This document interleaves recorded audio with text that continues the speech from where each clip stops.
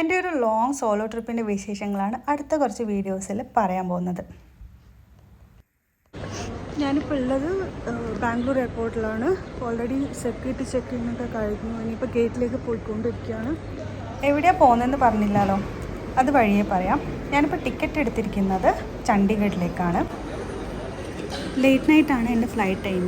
എന്തുകൊണ്ടാണ് ലേറ്റായിട്ട് ബുക്ക് ചെയ്തതെന്ന് ചോദിച്ചാൽ ഒന്നുമില്ല, കോസ്റ്റ് കട്ട് ചെയ്യാൻ വേണ്ടിയിട്ട് മാത്രമാണ്.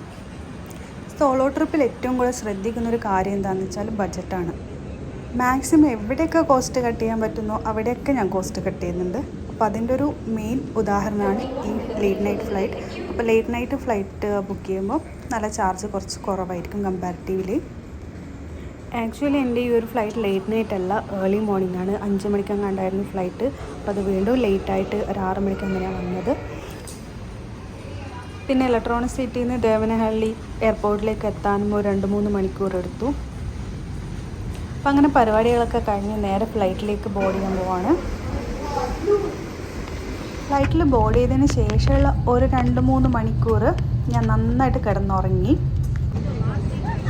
പിന്നെ ചണ്ഡീഗഡിൽ എത്തിയതിന് ശേഷമാണ് ഞാൻ ആക്ച്വലി ഉറക്കം എണീറ്റത്. അപ്പോൾ ഇതാണ് ചണ്ഡീഗഡ് എയർപോർട്ട്. ഞാൻ ചെക്ക് ഇൻ ചെയ്ത ബാഗ് എടുക്കാൻ നിൽക്കുകയാണ്. എനിക്ക് 2 ഓപ്ഷൻസ് ആയിരുന്നു ഉണ്ടായിരുന്നത്. ഒന്ന് ഡൽഹി എയർപോർട്ടും ചണ്ഡീഗഡ് എയർപോർട്ടും. ഡൽഹി എയർപോർട്ടിൽ 1-2 പ്രാവശ്യം പോയതുകൊണ്ടാണ് ഞാൻ പിന്നെ അത് ചൂസ് ചെയ്യേണ്ടിയിരുന്നത്. അങ്ങനെ ഒരു 1 ഡേ ചണ്ഡീഗഡിൽ എക്സ്പ്ലോർ ചെയ്യാമെന്ന് വിചാരിച്ചിട്ടാണ് ഇങ്ങനെ ഒരു ഓപ്ഷൻ സെലക്ട് ചെയ്തത്. ഒരുപാട് വലിയ എയർപോർട്ടൊന്നും അല്ല കേട്ടോ ചണ്ഡീഗഡ്. കുറച്ച് ചെറിയൊരു എയർപോർട്ടാണ്, പക്ഷേ നല്ല ക്ലീൻ ആൻഡ് നീറ്റായിട്ട് മെയിൻറ്റെയിൻ ചെയ്തിട്ടുണ്ട്. നല്ല ബ്യൂട്ടിഫുള്ളാണ്.